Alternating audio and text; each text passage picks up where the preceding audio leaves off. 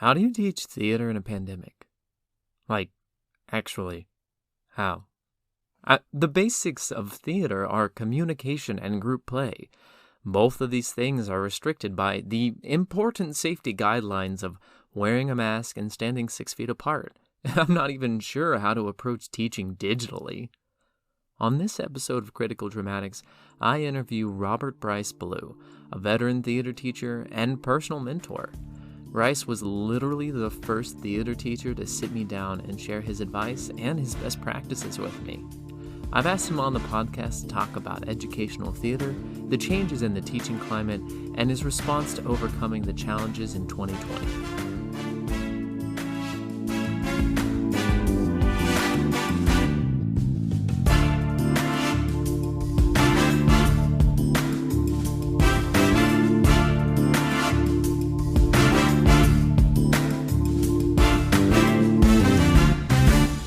Hello, everyone, and welcome to another episode of Critical Dramatics. I hope there's people listening to this.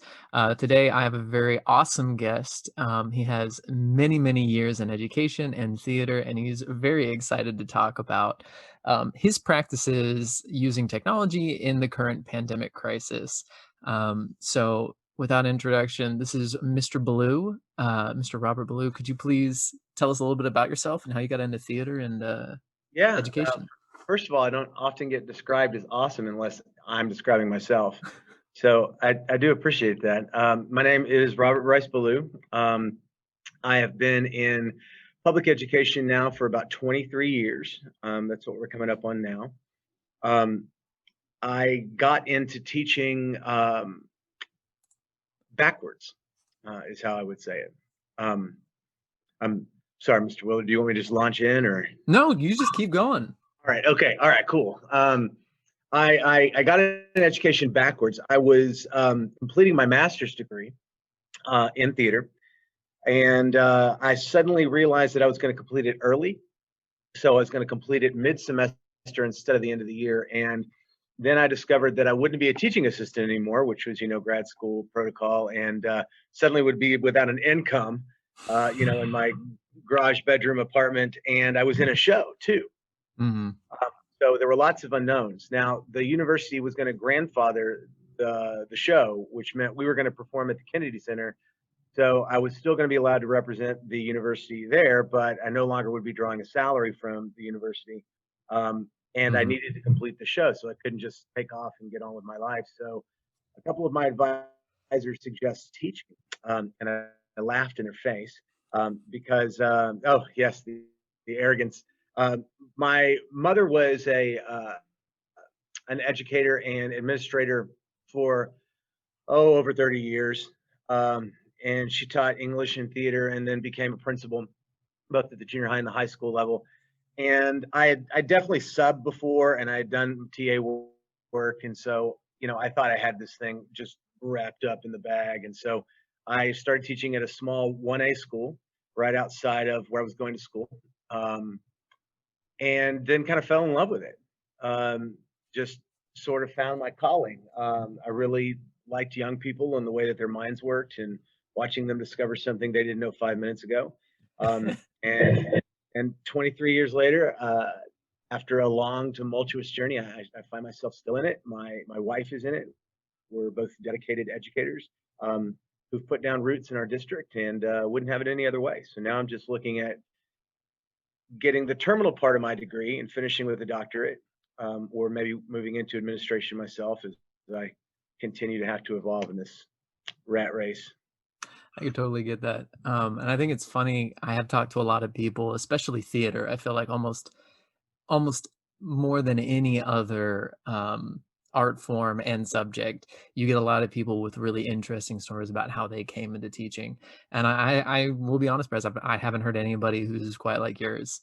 So I think it's really cool. So one of the reasons I wanted you on the show is because, I mean, you have this like long history of teaching, and I was really curious, what would you say to those who are just Polite way starting of out? calling me old. Sorry. No, wise. What would I say to people who are just starting out? Run. No, sorry. I can't stop the joke. I would say to them, make sure this is what you want. I have encountered a growing and disturbing number of public educators who did it as a fallback or a lark and thought that this would be easy. And not only do I want to say to them, you're completely wrong, I'm also sort of insulted by that notion. As much as I'm going to get insulted 23 years later, you know. And what I mean by that is, how dare you? You know, this is a very noble profession, and if it's done correctly, you're the front line toward that student's mind. Just like a firefighter running into a burning building, or you know, or that's a poor metaphor, but no, but it does feel like that sometimes. That as like yeah, teachers, you're yeah. running into that burning building and you're trying to pull out as many people as you can and be like, okay, let's go, let's go. I know, Before I I completely agree with before that. I came to Tomball, the gentleman who hired me, it was his last day as the principal of the high school. He was going to central office, and he said, "You're my last task to do today is hiring you." And he asked me three very important questions. He said, "Do you like students? Do you like your subject matter? And do you understand that you won't be doing this, you know, for any kind of financial compensation?" And he said, "If you can answer all three of those, then I'll take you seriously. If even one of those has any kind of doubt, and I find out that you're lying to me, then you won't even, you know, pass mustard for me." So I love the subject matter. Um, I really like the students, 99.9% of the time. Yeah. And I do understand that the salary is going to be marginal. Boy, that sounded insulting to people who pay me a lovely check. I appreciate it No, so very much. but But I do think it's important to give a sort of a contextual thing, especially like perspective wise, almost compared to 99% of people who do a fine art, especially theater. We make double what they do. I mean, as a teacher, like one of the biggest things, especially teaching in the Houston area where uh, pay scale is a lot significantly higher. It's at least $10,000 more than out here in Austin. Um, that it surprises me how much money they were willing to give me to teach theater. I mean, it. So I don't think, yes, for having a bachelor's degree, master's, sometimes even doctorates, it's not compensationally amazing. But I do think, especially for an arts out here in Texas, it can be really, really financially satisfying. yeah, and theater aside, the shortest answer to your question for me would be, I would say to them that if you don't love this, Yeah. do not do it. Oh, of Um, course. at all. And I mean, I know we're living in a world now where people can be so selective about what they want their job to be, um, instead of what is needed, you know, to push the planet forward, or to, you know, to make sure that we're all as a big group of people being successful.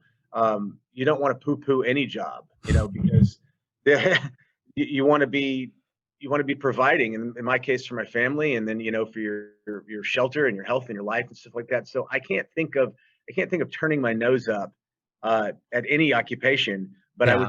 I would say when it comes to teaching, that if you aren't prepared to be there for those kids day in and day out, and if you aren't prepared to be Johnny on the spot with the information, and if you're not prepared to go the extra mile, then don't do this.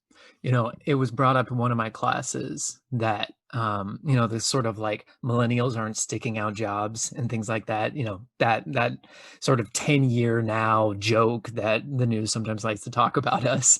But we brought up the conversation that like my expenses compared to my parents' expenses when they were my age are astronomical. Like just rent is 10 times higher. Even if you take the differences in the dollar between my time and probably the 80s when my parents were in their 20s.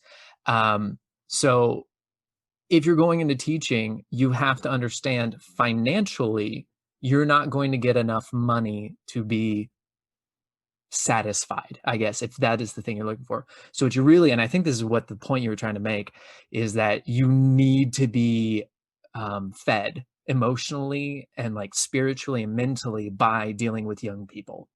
And if you don't, then teaching really is not the profession for you, because it's not like doctor or lawyer where, or even like a stock trader, where you go in and maybe you don't care about the profession, but the money's nice, and so you stick it out. I think that's more what you were trying to say. Sure. I mean, I need to be stimulated emotionally and mentally, and I need to make sure that I'm also being educated every single day, and that I'm being challenged. Um, and then there And are teaching sometimes, does challenge you. yeah, for sure, for sure. My favorite are when you didn't expect the challenge at all. Oh yeah. Like I haven't set my coffee down yet, and you're hitting me with it. Um, That I call them, email in the morning from a parent or yeah. from an admin, you're like, well, this is my whole day. And I teach high schoolers, and I work very closely with them, and I have an officer board and all these folks and stuff like that. And some of them I refer to as the angel of death, because they'll come in the morning and they'll say, okay, we have a problem, and I'm like, I just got here. Yeah. What could have transpired in the last 24 hours? Oh, so many things. A lot is the Yeah. answer to that question. Okay, so moving on.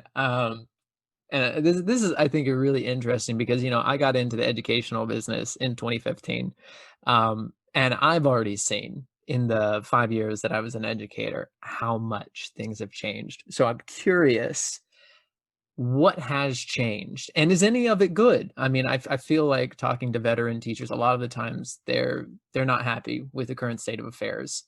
So I'm curious, what has changed, and is any of it good? We are in. Let me go backwards into your question there. You said you've talked to veteran teachers and they have shared some disdain with you. Um, we are creatures of habit, for sure. And whenever we work something out or become experts at it, and then you just say, okay, we're done with that board game, put it up, we're going to play a completely new board game. You're going, but I have hotels where I want them. Um, Hmm. and that is a little frustrating. When policy changes or procedures change, the amount of learning curve or the amount of professional development that's needed in order for you to master them in the time allotted can be quite difficult, because the school year is just going to keep right on running. And someone's Yeah. going to bounce out with a piece of technology where they're going to go, this is the best thing since sliced bread, and it's going to make your day better. But you have no previous knowledge of this ever existing or how to do it. And you could have some fantastic older teacher who is just the god of history. They're fantastic in their history class because maybe they lived it. And the only problem is there were no laptop computers, while they were dealing with the Nixon administration, or Yeah. something very interesting like that. So sometimes you're expected by a younger generation who is presenting a great deal of new tools to you. Just why don't you get this? Um, and you're going, well, because I've been too busy teaching to see what else my iPhone can do. Yeah. You know, so I would say that I don't want to complain about changes to policy or changes to technology or new policies and procedures because it's too easy. Um, if you start looking for blame, you're not going to find it because there's too many moving parts. And if you Mhm. choose to stay angry at something like that, well, that's not adapting at all. That's you conceding uh, to I'm not going to learn this or I'm not going to get better. I've seen some people get downright defiant and just sort of shake their heads and go, I refuse to do it. And I don't want to belittle the job, but I want to say to them something like, if your manager at McDonald's says clean the McFlurry machine and you refuse to do it, then you're not going to be working at McDonald's very long. But you do wear many. I will say this in their defense: you wear a lot of hats, um, and there are a lot of parts of your job you didn't know you would be doing until there was on the job training, and you swim or you sink. You know, um, so yes, there have been many, many, many changes that have come down the pipe since I was, the tender age of 26. Um, and not all of them have been good in so much as they are not convenient to my bottom line or me being successful. And then there have been some policies and procedures that we have adopted over the years that we have completely abandoned before anybody got a chance to really put them into play or focus. Um, you know, I would say this: if someone has a plan and it's contingent upon me understanding the piece of technology or the new procedure at the first go round, then it's a horrible plan. If there is going to be a strong learning department for me, or if there's going to be people that's going to help me, or in order to implement the new piece of technology or procedure, then the plan is better. If you've already considered the problems I'm going to have with it and have answers to those questions, then I would say that that is a superior plan. It's actually really fascinating that you bring this up, because I'm literally studying the scenario you're talking right now, where it's like administrators, for better or for worse, time constraints, money, for whatever, don't usually plan for two things. Number one, training people on technology, and number two, that the technology itself is not going to fix things. Like the implementation and the structure and it being consistent across the board are so much more impactful than any piece of technology. I mean, like computers for forever in schools just were barely used. They were barely used. Yeah. And Sean, that I speak in metaphor, sort of a defining characteristic of mine. I'll say it to you this way. Also, we can get overwhelmed through no fault of our own. So I'll put it this way: the Titanic was a beautiful ship, okay, but once water got in the wrong place, and I will say this to young teachers when they're dealing with administration: you got to think about what the definition of that job is. Just like the students think that custodian means cleaned up after me. No, it doesn't. Custodian means responsible for the building. The cat is being extra needy today. I feel like you're Apollo. The cat keeps going across the sky like the sun, and Sean is dragging him across. I would say this to you too. In my opinion, a really good administrator is not going to cut your meat for you because you were hired to do a specific job. However, they should give you the knife. Okay. Yeah. So provide me with the tools by which I can cut the meat, and I'll, cut it all day long. But sometimes, to finish the metaphor, sometimes you're given a whole bunch of meat with absolutely no tool at all in which to cut it. And then good teachers will still find a way. And I shouldn't say good and bad being subjective terms. I will say resourceful. Yeah, resourceful. Oh, that's a great word. Mm-hmm. Resourceful teachers will find a way. And I've known some to rip the meat with their bare hands, or to chew it up and baby feed the children, directly out of their mouth, like Alicia Silverstone. And it's been tracked, and I even have had this experience where I got a new piece of technology. I got a giant tablet, a touch television screen, basically, that could connect to the internet for my class. And I got 30 minutes of training on it. And at the time, 30 minutes of training is all they had. Like, that's all they had developed for it. And we figured it out, put our heads together. But training, especially on new technologies, is so important, and it's not something that I feel like educational systems really have built in yet. So here's like another thing that I was thinking of. You were talking about the Titanic. Something that I've started to think about with the education system is that the Happy Meal style, where we try to provide every single opportunity to every student. Maybe we call it Burger King teaching. You can have it your way. Or maybe that doesn't work anymore. A school that offers sports, fine arts, ag, all of these things, maybe it's just too much. And that if we started focusing or specializing some of these schools, hey, this is the trade high school within the district, hey, this is the fine arts high school within the district, maybe we would find much more congruency and would take a lot of the load off the teachers. Instead of being jacks of all trades, we get to be masters of one. I don't know. This is an idea. Going back to an apprenticeship type of way of looking at this, how very medieval of you. You'll pick a guild and you will stay with them. Well, and I mean, like, that's sort of what we do in the college. like inside of a college or inside of a university, say it like that, inside of a university or different colleges. And it's like, why don't we have a similar system within high schools? Well, and now you're getting, now we're looking into like student stress and anxiety and teacher stress and anxiety and stuff like that. And to a certain point, they are overwhelmed. And I've actually just began studying this with my coworker. We've started looking at a PLC on stress and anxiety over the student body and then how it affects the teachers. And you know, you're right. You're spinning a lot of plates. So there's a bunch of stuff coming at you, and then like in the face of COVID and everything with teachers, uh, so we've been given technology. Like, okay, here's a new program that will log attendance for you and will allow you to speak to your students. And then a lot of teachers will jump on it and start firing tons of things at their students without realizing that the students are getting that from every one of their teachers at the exact same time, and their phones just exploding with things that they have to do. And since you can reach them, they can't hide. There's no time for them to go home and have dinner with their families or relax a little bit. It's at the whim of whatever teacher is still working heavily caffeinated in their room at like 7 p.m. going, I know what I'll do. I'll fire this off right now. While the kid's in the middle of their AP history notes, and then they look at the pile just never ends, you know. So I think of the classic example of like that 1950s inbox and outbox on your desk, and the person's like, "Oh, I just got this finished," and all of a sudden the boss drops this giant new stack of things to do. So I do feel for them.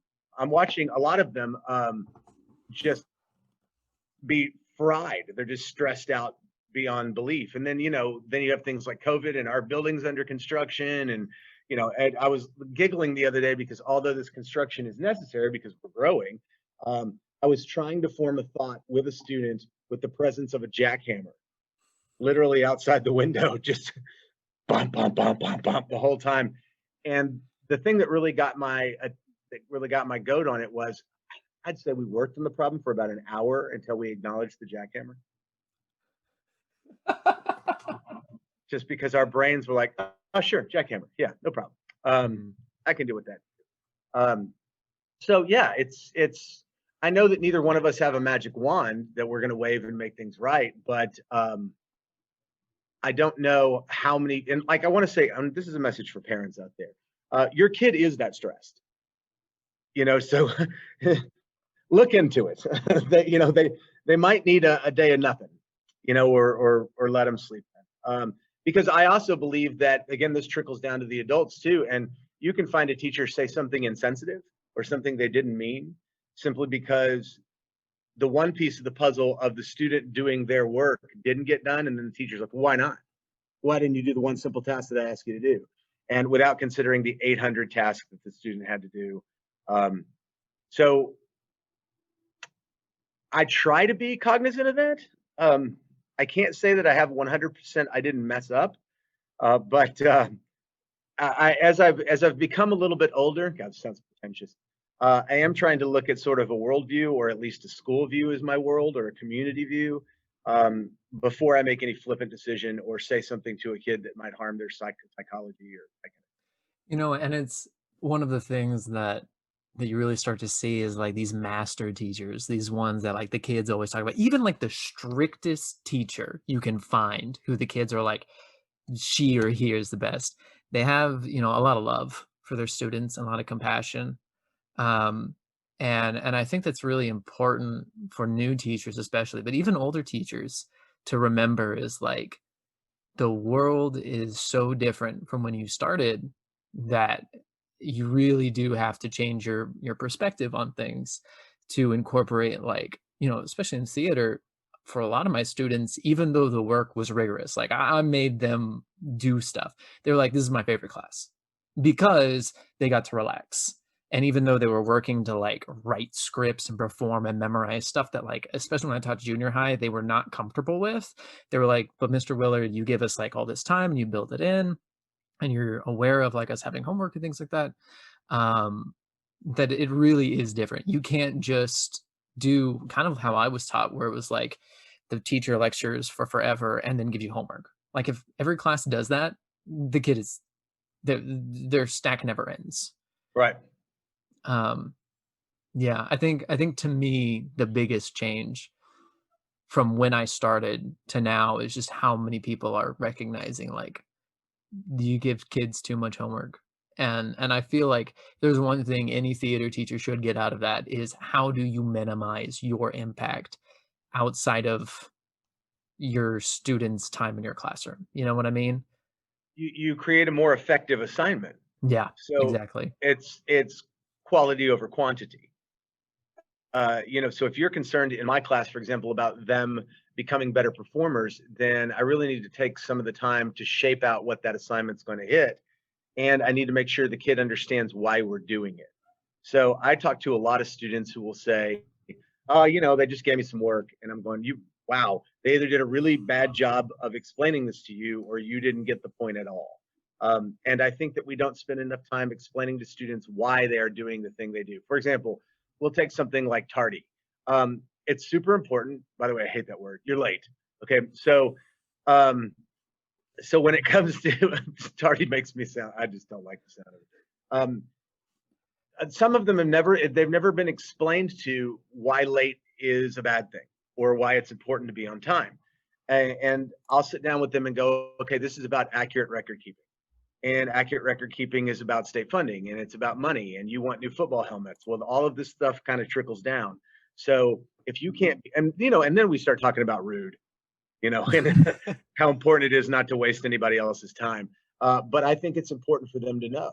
And you talked about students coming up and saying, "This is my favorite class."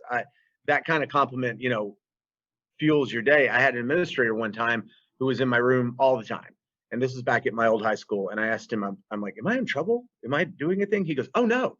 He goes, "Is that what you thought?" And I said, "Well, I mean, here you are all the time." And he goes, "Oh no, I'm hiding, and your place is the most fun to hide out in."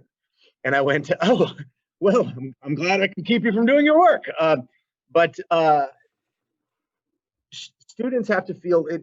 I would say this to new teachers. Classroom management is not about you being a jerk. And that's probably too candid of a way of saying that. Those teachers you talked about that are masters have set expectations in such a way that the student knows what they need to do, or what's expected of them, and what's going to fly and what's not going to fly in this environment. Now, I do think that some of us we teachers need to do a better job of all agreeing on some prime classroom management expectations because they'll go to one class where it's different one way, and then they'll go to another class where it's different one way, and you're asking them to make this mental switch all the time. So my wife, my fantastic, lovely, intelligent wife, because I'm assuming she's going to watch this. Also, in case she doesn't watch this, anyone else tell her, my fantastic, intelligent, lovely wife. She has some of the greatest classroom management skills I've ever seen before, because the kids know what they do when they come in. They know what's expected of them. They know that it's not a time for them to redirect the class from what they should be doing. And she just doesn't settle for anything less. For example, I'm not allowed in that classroom, because apparently I'm a distraction. If I have to visit with her during the course of a school day, she will literally block the door and ask me what I need. Now, real talk, if I get in there, I'm going to do what actors do, but an audience, look, there's just this audience sitting here. But I can think of a few other teachers in our building where the kids, they have street credit. The kids talk about how lovely they are, how fantastic they are. They know exactly where they stand with them. And while the rigor is still hard and a challenge, the teacher makes an environment welcoming without coddling. The teacher is strict without being tyrannical or abusive. So it's really all about balance, isn't it? I mean, you have to find a way to challenge them, but at the same time, be there for them if they can't meet the challenge, and go back and redirect. So I have a new coworker, and one of the things that we've been talking about a lot is when are we going to go back and review this? Because if you took Technical Theater 1, it doesn't matter if you're the brightest person in the room. If you haven't spent a lot of time on a bandsaw or hanging a lighting instrument before, me expecting you to become an expert on it on the first try it's not a realistic goal. Oh yeah.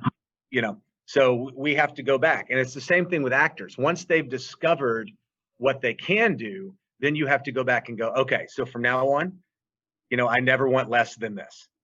And You know, just, it's really interesting. I always try to draw comparisons from theater to other things. My stepfather, who's a retired algebra teacher, is like, Sean, you always got to bring them back to the basics, the basics, the basics. And it's the same thing. Like every sport, you spend like what 2 weeks basically in 2 days, going back and being like, these are the basics. This is, and even the seniors, from senior to freshman, junior high, it doesn't matter. Even in the professionals, you spend some time. Let's go back to the basics. So I think you're completely right on that.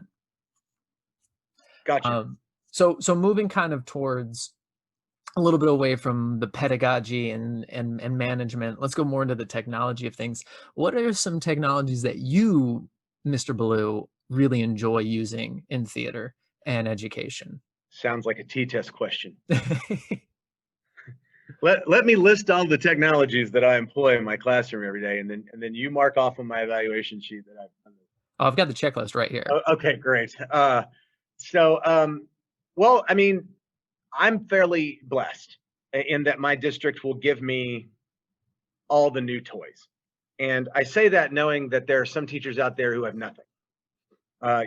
Just low socioeconomic. It's a different city dynamic, whatever challenges they're facing. And then I've seen some people who made magic from nothing, and I just want to kind of praise them. But I work in a big 6A monster that has Chromebook cards and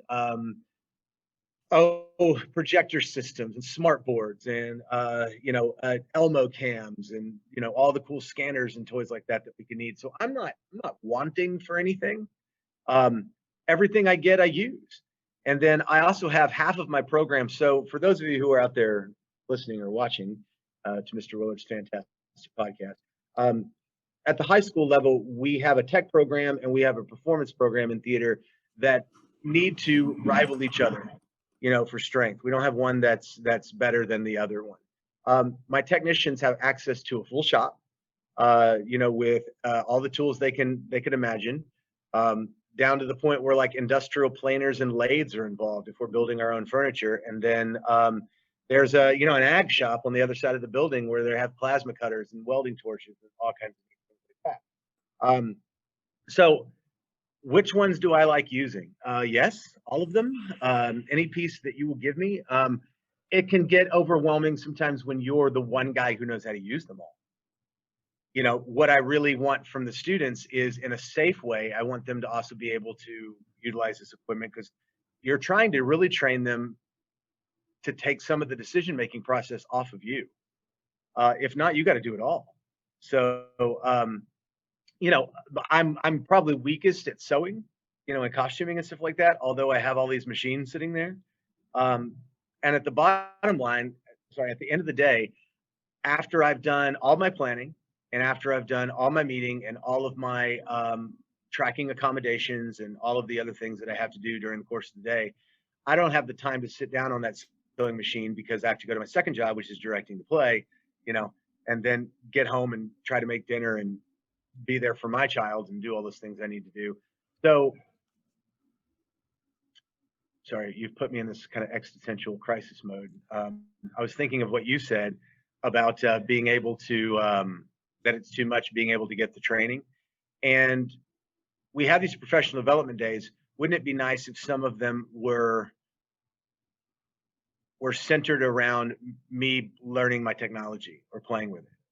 I can think of our fantastic IT department, and the one guy that I see on campus who is fixing every computer all the time, and God bless, he's fast, but he's one guy, and I try to pay him in Snickers and Dr. Pepper, when I see him, because he doesn't have time for a snack, but he'll come down and correct an issue for me, and then I just watch him walk off into the sunset where I know he's going to go fixing someone else's issue. So this was a technology question. This is how my brain works. Sorry for the tangent. I have a lot of very lovely pieces of technology, and I try to use them as much as I possibly can. I am getting a little old, and so as a dinosaur, we talked about this a little bit earlier. Once I've mastered a thing, I hate when a new thing comes out.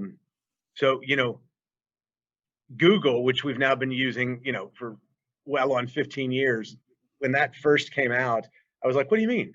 I've mastered Word. What? Why would I? Why would, and then someone walks in with their MacBook and you're going, that's a totally different operating. I don't know. Where did you put the file? And the kids are so hilarious too, because I'll mention a thing like here's how I tell the kids it's not cool anymore. When I start talking about it, it's no longer the cutting edge or cool kind of thing. Um, they'll have 15 ways to submit an assignment to me where I wanted you to print it out and hand it to me. Mhm. And my students will go, I don't print out anything, you dinosaur. Okay, we share everything. But then I could clearly remember the first time I could track who was working on this document. And I just felt like Clarence Darrow in the courtroom from like the 1940s. I say if you look at the log, it seems to me that you've only worked for 45 minutes on this assignment that you've had for 2 weeks. Let the record show. I just felt like that I had solved the mystery, and I was wondering why the kids were not more impressed that and they go, yeah, it tracks you. We've known that since we were 3. Um, But that brings up a really good point, Bryce, that I feel like, again, kind of what we said is that, if the school is going to introduce a piece of technology, not only does it need to be like you need some training, but you need to revisit that over and over. Like, here are the basics. Let's get you up here. Something that I talk a lot about with classmates is like digital literacy. sure. So, like, can I take a person, give them a new piece of technology, and they have enough background knowledge to just go? And I can tell you that my fiance, who's a year younger than me, does not have that.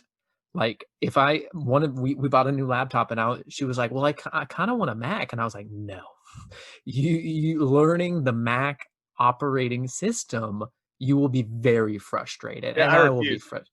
And it's like I consider myself pretty adaptable, and if I needed to buy a Mac to do a whole bunch of like editing, I could, but I don't want to if I don't have to. Which is really funny that you bring that up because, like, I think of a Steve Jobs interview a long time ago where he was talking about people selling technology for technology's sake, and it was one of those Steve Jobs meetings where people were mad at him about panning another system, and he was going, I'm sure that there are a whole bunch of programs and operating systems out there that are amazing, but the general public is who I'm selling something to. And if they don't know how to use it, like he goes, I want to invent software with the customer in mind and what do they need it to do. So like I think of my ticketing system, which all I really want it to do is to provide a credit card option for people who want to see my show. Okay? That's all I want it to do. And then people will come on and go, oh no, it can also do no. I want it to do the one thing, because when it goes down, and it will, okay, when it when it goes down, I want to go, ha ha, I knew this would go down, and that's why I've tied none of my other things to it. So, for example, in some of the software that we have, or that is a little buggy, by the way, I hope I'm not insulting someone in Silicon Valley. Thank you for creating teachers' tools that we can use. I appreciate all that. It's just me, the caveman, needs the device to do something else. So, like for example, when COVID hit and the pandemic started happening, and then we all switched to all this technology. When all that technology started breaking, then you had all these teachers where you had all these notes coming back where they went, "Oh, well, aren't you keeping your old school hard write down grade book?" And I laughed because I knew all the younger ones went, "What do you mean pen?"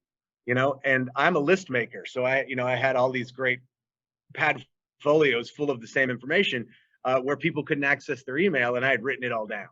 Um, but I watched about 5 of my colleagues just their heads catch on fire because they went, I have no access to anything.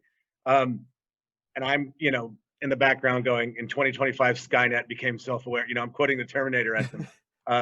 And they're not getting the reference. And I'm going, or I'm sitting there going, doing Lord Vader quotes of, don't be too impressed with this technological terror that you've created, because an Ewok's still going to kill you with a spear.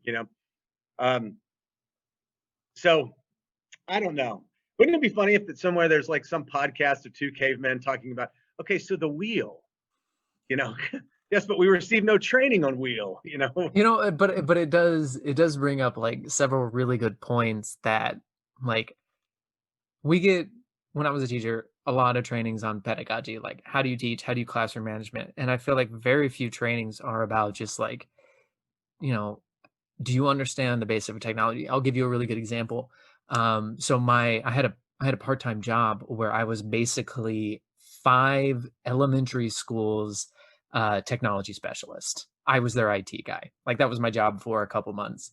Um, they would all sit in a room. They would get their lesson plans from their teachers at 5 different districts, and then I was the person who had to solve like any technological bumps that came in the road.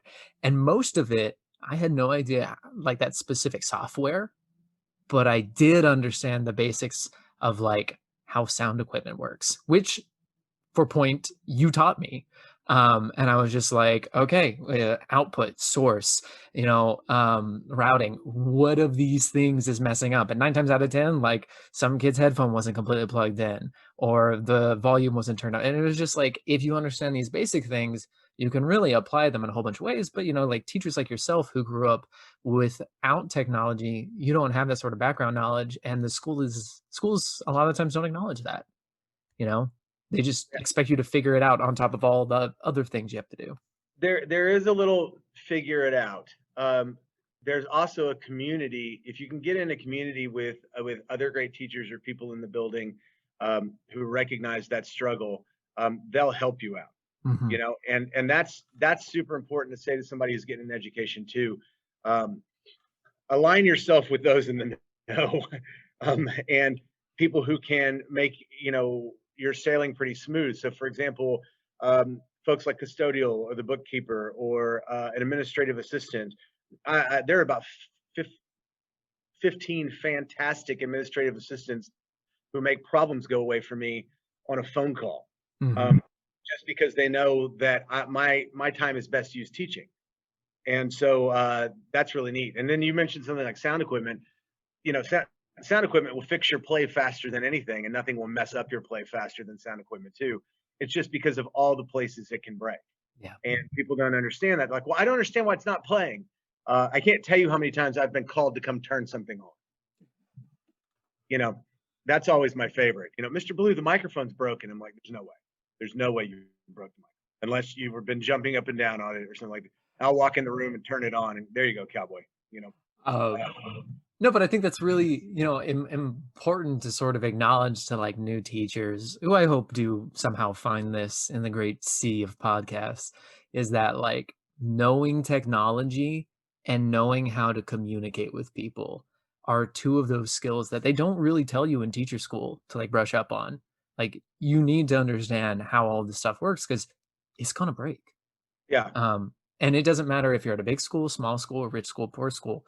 Like that's just a fact. Entropy, chaos will happen, especially in theater. Oh my goodness. Just like knowing the signal chain has saved me in so many theater moments of just like Ariel's mic is out. You gotta go in and fix it. And it's like, no, no, no, her mic package is out of batteries. Plug it in. yeah. Um, so I guess this kind of moves into sort of our final part, which is what has it been like teaching in a pandemic? Our final part, everyone's final part. Um, Here in the great sea of podcast. I love that stuck with me. I'm just getting a very Lord of the Rings vibes from the great sea of podcast. Teaching in a pandemic. Okay. I think for me, um, the absolute worst part of it was not seeing it coming. Um, you talked about high school being chaos or chaos. I'm fairly OCD and a bit of a control freak, and I like things my way. Um,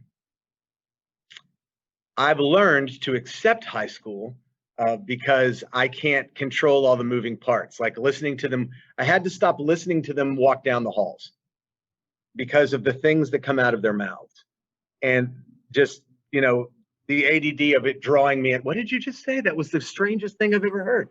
Um, And so I've learned to accept that I can control my environment, and like, you will push your chair in, that kind of thing. That kind of thing, or where pencils go, or hey, the bell has rung. Here's how we're going to start the day. COVID erased every bit of structure. And that was crazy, because if I had set my classroom up or set my theater up or set my day up to go a specific way, even my schedule, I'm going to do this from this hour and this from this hour and this from this hour. COVID took away all familiarity. We didn't know where we were sailing anymore. Okay. And the thing that's real frustrating about it is you couldn't see it. So, for example, if the school burnt down, emergency services would become engaged, and we would have some sort of contingency plan, and the schools would be, the students would be rerouted to other campuses. Like, I know this plan exists. There's active emergency plans. Tornado hits the building. We all go in the hall and we duck and cover, and we do what we're supposed to do. God forbid someone gets on our campus that shouldn't be on our campus. There's things that we're supposed to do. With COVID, we didn't know what to do. And what really happened, Sean, and this is the first time that I'm saying it out loud, and so I hope I don't get too terribly emotional. You had all these people who loved to teach, and then they couldn't do it anymore. Like that, in the blink of an eye. Sorry, I didn't mean to bring down the podcast. And we had started this conversation by saying, how did you get into teaching? And I told you that I fell in love with it, and it's been 23 years at this point. And then someone took the needle off the record. And that was crazy. So after we all realized what was going on, the very effective people started trying to find a way to clear out the rubble. And we all started trying to get in touch with our students, because the first thing that happened was we didn't know who was where. We didn't know if they were hurt. We didn't know if they were injured. We didn't know what state their family were in. We didn't know if they could get food. And then we all locked ourselves in our cave, and I made a lot of bread, I made a lot of bread and jam, and, the garage wasn't going to get any cleaner and that kind of thing. So then we had to try to put it, there's just so many unknowns. So now that we've had some time teaching in a pandemic, I will tell you this. My first priority is, are my students safe? Okay. Are they wearing their masks? Is proper sanitation in place? Are we cognizant of contact tracing? Where they've gone, who they've gone there with? Are we socially distant? Are we making sure that the classrooms are the best they can possibly be? And if you look at all the arguments that were going into this, you'd have someone going, okay, I teach football, hey, you can't touch. What? I don't think you understand how the game is played, sir. No, we do know how the game is played. Or, hey, you're all in choir, and we're going to call you super spreaders because you all breathe on each other.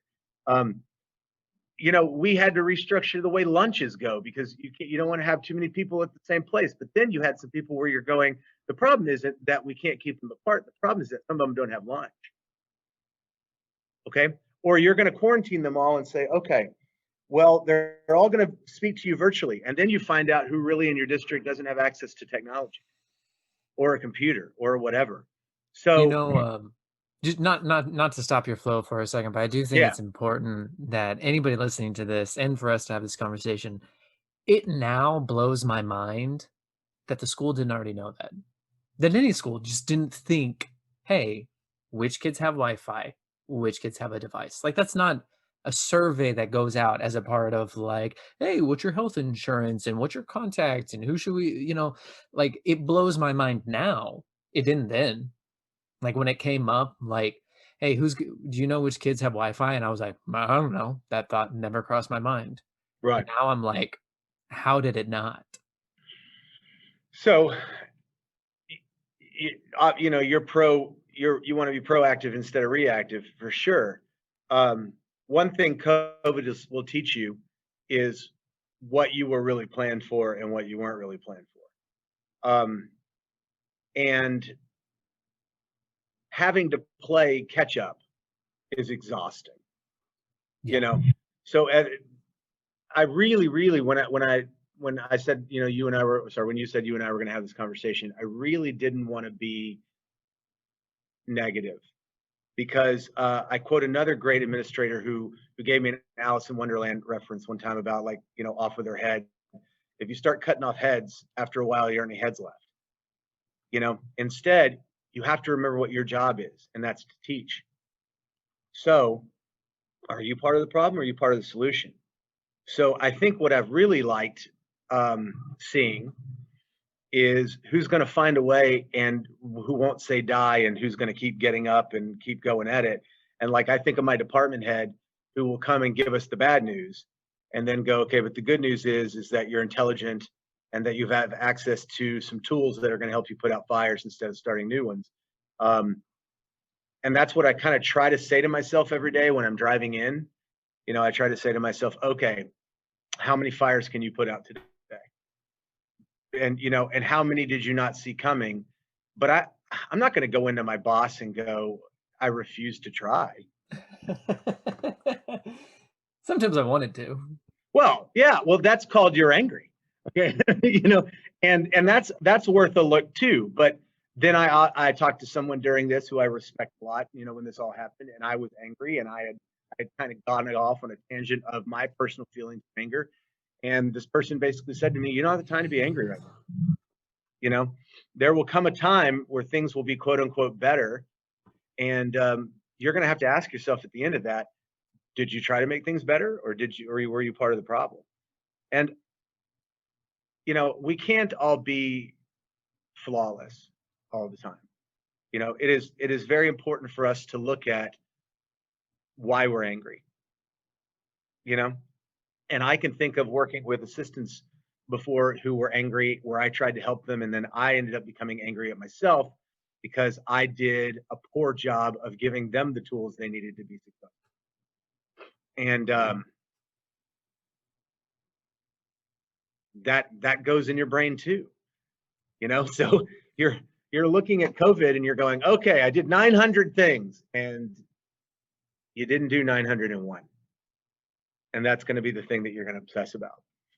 My wife will answer every kid individually that shoots her an email, and she's up till 3 o'clock in the morning doing it. I'll do my virtual kids and then my face-to-face kids, and then shoot content because a kid becomes in contact with the virus or now has to quarantine, is out, that you didn't expect. And now they're in this weird limbo state of not getting the notes or figuring out what we did in that 5 minutes that they were gone. And then a new kid will come back. It's this revolving door. So to me, the best practices, and what I've told my assistant, is you will be welcoming to every single person who comes through your door. You will not share with them your particular stresses because, believe it or not, they care for you. And you're now giving them something else to deal with. We will keep that professional. And if you need to have a private freakout moment, then find me or find one of your coworkers, and we'll go into another room, and we'll open a soda, and I'll let you punch the wall for a little while. But when your hand gets tired, we're going to go back to work. That actually leads me into my last question for you. And I hope you guys have heard a little bit about this. So a lot of the people who I go to school with are teachers, and they're telling me that they're probably going to be totally virtual coming into next semester. And a couple of schools throughout the country have kind of pulled that trigger. Now, I'm not necessarily asking, is your school district going to do that? But I am curious, what would you do differently if you did have to go totally virtual? Well, let me answer that in two parts, Mr. Lawyer, sir. The first question is, I have heard rumblings of that. But I hear rumblings of a lot of things. And the other thing I would say to you is, at this time, I have not heard that given to me in any kind of way, shape, or form that is, what's the word I want? Legitimate? Legitimate. Sure. Legitimate.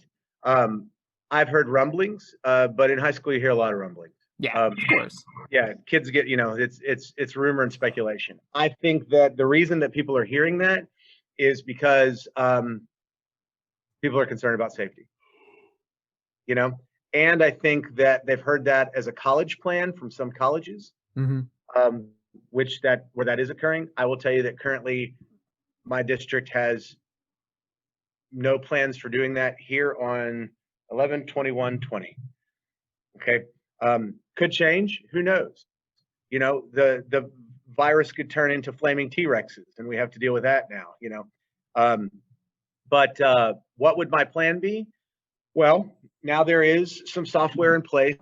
Now there is ways that I can continue to be virtual. Now my kids are more versed in it, and are a little bit more prepared to do that kind of thing.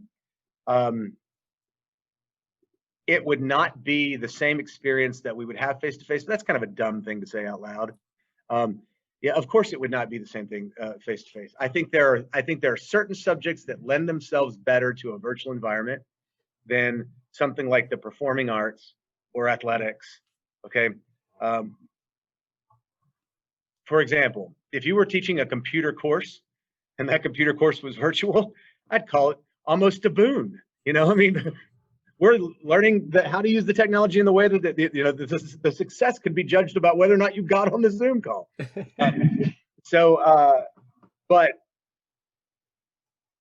having to reinvent the wheel, quote unquote, for my virtual students, sometimes it's like, I want to teach you how to use a table saw, but you don't have access to a table saw. And you can watch as many videos about using a table saw as you want. You'll never have the experience of putting your hand in the right place and avoiding a blade, you know? So I will say this, I think we're more prepared to do it. Hmm. I think we're more prepared to do it. I think that there's technology that is available to us now. I mean, my district went out and got us all cameras for those of us who asked for them, simply so the experience could be better.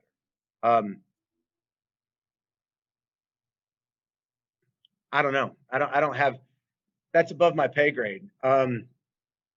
I'll tell you that I'm ready for it. Bryce Ballew is ready for it. My assistant is ready for it. He's kind of a whiz on computers.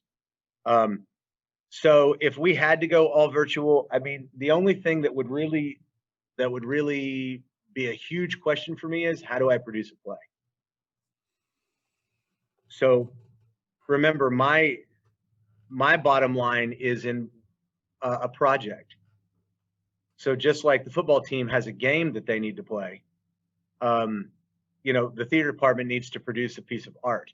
Now, we can do that virtually. In fact, there are virtual published plays coming out every day. But it would be difficult. I'm personally ready for it. I don't know that everybody is. I've seen a lot of great educators who have been, kind of taken down by the wave of stress during this. And then I've seen some people rise to the occasion that I'd never met before. Boy, what a diplomatic fortune cookie answer. I'm sorry. I hate that kind of. No, it's fine. I hate when professors said things to me like, sometimes it rains, except when it doesn't. I'm like, oh, thank you. Thanks for the. But I think The bottom line is this. I'd say I'm ready for it. I hope that doesn't happen. I'm ready for it. that makes a lot of sense. I mean, it's such a big question, and I was really just curious if there was anything specifically that you were like, I have to attack this problem, or I have to set up for this scenario. So, for example, I talked to a composer friend of mine who does a little bit of virtual coaching and voice lessons on the side. And, he was telling me that his approach would be he would have to rethink what is teaching music. And it wouldn't, the focus would not be on production. It would have to be on analysis and technique and things like that. And learning some things that maybe you don't get to do normally during the year, because you're so focused on get this product out, get this product out, get this product out. So I was just curious if there was anything that you were just like, Mr. Ballew will be doing this because it just makes more sense virtually. Mr. Ballew will be making sure that the expectation is set for all of his kids to log on and communicate with him. Because one thing that you have with a student who is virtual is they have the new burden of when are they going to submit the assignment or when are they going to get it done. So, for example, those of us that are co-seated that have virtual students and face-to-face students in the same class where they can't be on at the same time, which is fascinating. Instead, what you do is you set office hours for them. And you're like, okay, between these hours and these hours on my conference period or on my lunch, both of which I'm contracted to have, I now have to use that time to make sure I reach out to them. I'm also blessed that the kids that are logging on and speaking to me are hilarious. And they really make it fun for me because the consistent ones want to hear the lesson. Now, there are a few who I haven't seen hide nor hair of. And it's very disconcerting to me that A, they can just effectively disappear, and B, how do their parents not know that they're just not there? You know, I did have one that once we got in contact with the parent, which was quite an ordeal just because I couldn't find them. They went, what? You know, little Johnny tells me he's doing this every single day at every single time. I'm here to tell you, little Johnny's not. So, but it has become common practice now for me to walk through the fine arts department, you know, sort of with my mask on and my hand sanitizer, and walk by all of my colleagues and to see them through the glass in their offices talking to a computer. That's nice because I know what they're doing. You know, so you asked me whether or not I was prepared. I can speak for my department. I think that we are, you know, because I can't think of anyone in my department who would give up. But then I also understand why people do give up, or the stresses that they're under, or some of the impossible situations that they've been asked to deal with. It's neat to watch the evolution. But it's been very difficult. Yeah. You just kind of get your fourth wind, you know, and get back in the game and just try to do it. Try to do what you can. You try to do what you can. So, sorry, go ahead. ending this sort of discussion, is there anything, you know, as I'm studying all this like learning technology stuff, is there any questions you have for me or that you just want to put out there that you're like maybe smarter minds have come up with answers about teaching theater in a technological world, or just questions you have about technology? There have been plenty of smarter minds that I have encountered, or people who have looked at a challenge I didn't even know was out there. And with the online community, you know, even if it's things like social media, watching teachers talk to teachers and say to them, hey, I have this fantastic resource. We've become kind of this community of sharing that's really, really neat, where someone has answered that question for you. They're like, oh, you're teaching a lesson on lighting. Well, let me show you what I did when we first went into COVID. And you're going, okay, great. That's the way I would not have approached that. You've answered a question for me. Do you mind if I borrow your resource? And the teacher's like, no. That's nice. That's really neat. Now, what's really neat is when people contact you and go, oh, I see a way that you solved it in a way that can you tell me that?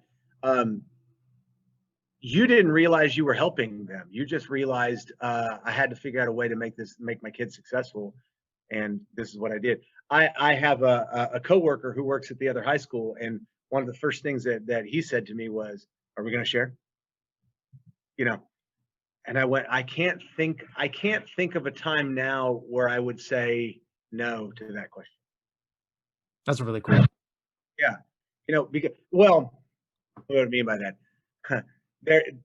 If you've been in theater for a very long time and you have a very successful program and you have solved the problem, you don't necessarily want your competitor having that same answer.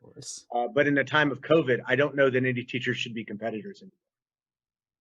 I think that's a really good place to end. I want to say, Bryce, I really appreciate your time, and I think hopefully anybody listening to this picks up some little nuggets from you and sort of your experience and with teaching in general, but also with COVID. So appreciate your time. Thank you for doing this. You guys are out there doing these podcasts and stuff like that, or you're the new librarians, you know? So while all this crazy went down, you went, maybe I should document all of this. And I think that's cool. So good luck with your podcast. I appreciate it. And thank you, everyone who listened. I want to say thank you to Bryce Ballew for using his time to be on the show. As always, Critical Dramatics aims to provide professional development of technology in the fine arts classroom and information over areas in technical theater. Music was composed and produced by Brandon Tanner. Thank you for listening.